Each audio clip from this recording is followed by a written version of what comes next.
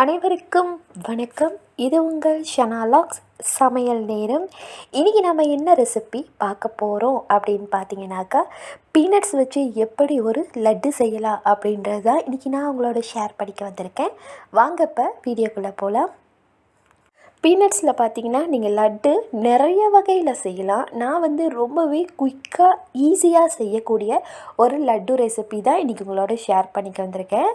இப்போ பார்ப்போம் எப்படி செய்யலான்னு. ஒரு அகலமான பேன் எடுத்து நல்லா சூடு பண்ணிக்கோங்க. அதில் பார்த்தீங்கன்னா நான் இப்போது 300 கிராம்ஸ் பீனட்ஸ் இதில் ஆட் பண்ணியிருக்கேன். பீனட்ஸ் ஆட் பண்ணிவிட்டு அதோட கலர் நல்லா சேஞ்ச் ஆகி வரணும். அது வரைக்கும் நல்லா ரோஸ்ட் பண்ணி எடுத்துக்கோங்க. இப்போது பார்த்தீங்கன்னா நம்மளோட பீனட்ஸோட கலர் நல்லா சேஞ்ச் ஆகிடுச்சு பாருங்கள். இந்த மாதிரி தான் இருக்கணும். இப்போது இதை நம்ம ஆற வச்சிடலாம். ஆற வச்சுட்டு அதோட தோல் எல்லாம் நல்லா ரிமூவ் பண்ணிவிட்டு இந்த மாதிரி எடுத்துக்கோங்க.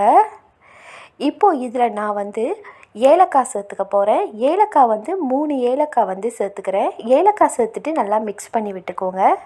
அடுப்பு தீயை லோ ஃப்ளேமில் வச்சுட்டு மிக்ஸ் பண்ணுங்கள். ஏன்னா நம்ம தோல் உரிச்சிட்டு வந்ததுக்கு அப்புறமா ஒரு தடவை இதை ரோஸ்ட் பண்ணி எடுக்கணும்.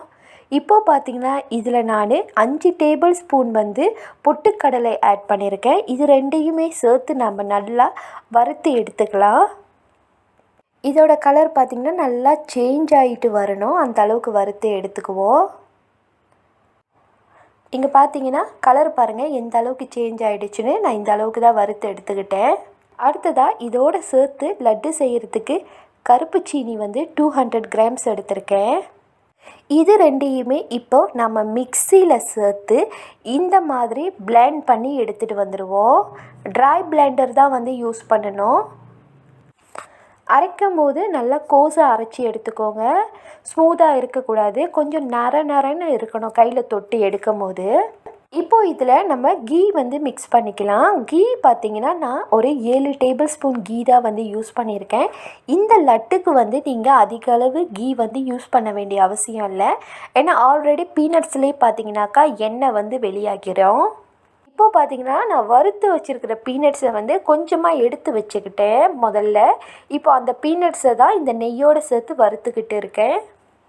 இப்போ பார்த்தீங்கன்னா இதோட கலர் பாருங்கள் நல்லா சேஞ்ச் ஆகிடுச்சு. இப்படி தான் இருக்கணும்.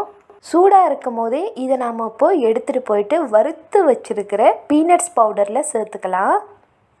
இந்த மாதிரி நட்ஸு வறுத்து போட்டு நீங்கள் செஞ்சீங்க அப்படின்னாக்கா சாப்பிடும் போது ரொம்ப நல்ல டேஸ்ட்டில் இருக்கும். மிக்ஸ் பண்ணும் போது ஸ்பூன் ஸ்பெக்டுலா யூஸ் பண்ணுங்கள், கை யூஸ் பண்ணிடாதீங்க. நெய் ரொம்பவே சூடாக இருக்கும்.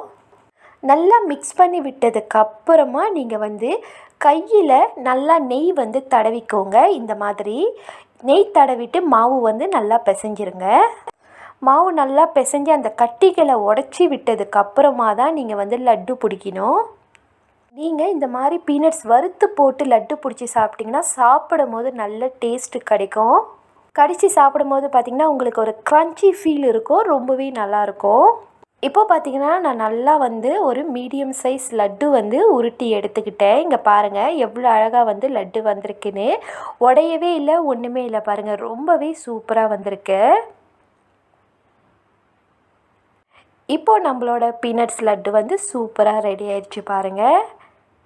இது வரைக்கும் நீங்களும் இந்த மாதிரி லட்டு செஞ்சதில்லை அப்படின்னாக்கா கண்டிப்பாக ட்ரை பண்ணி பாருங்கள் காய்ஸ். ரொம்பவே சூப்பராக இருக்கும். என்னோடய வீட்டில் இந்த லட்டு 2 நாள் கூட முழுசாக இல்லை, கொஞ்ச நேரத்துலேயே முடிஞ்சு போயிடுச்சு. அவ்வளோ ஒரு சூப்பர் டேஸ்ட்டில் இருந்தது இந்த லட்டு. நீங்கள் பிள்ளைங்களுக்கு கடையில் போய் ஸ்வீட்ஸ் வாங்கி கொடுக்கறதுக்கு பதிலாக இந்த மாதிரி லட்டூஸ்லாம் வீட்டிலேயே செஞ்சு கொடுத்திங்கன்னா ரொம்ப ஹெல்த்தியாக இருக்கும் உடலுக்கு. இப்போலாம் பார்த்திங்கன்னா நிறைய வகையான சீக்குகள் வருது, அதுலேருந்து நம்ம தவிர்க்கலாம். என்னுடைய இந்த காணொளி உங்களுக்கு பிடிச்சிருந்ததுன்னா லைக் பண்ணுங்கள், ஷேர் பண்ணுங்கள், கமெண்ட் பண்ணுங்கள். அப்படியே என்னோட இந்த சேனலுக்கும் நீங்கள் சப்போர்ட் பண்ணுங்கள். மறுபடியும் அடுத்த ஒரு சூப்பரான சமையல் வீடியோவில் உங்களை சந்திக்கிறேன். அது வரைக்கும் உங்களிடமிருந்து விடைபெறுவது உங்கள் ஷனா லாக்ஸ். Bye bye and take care guys. Love you all.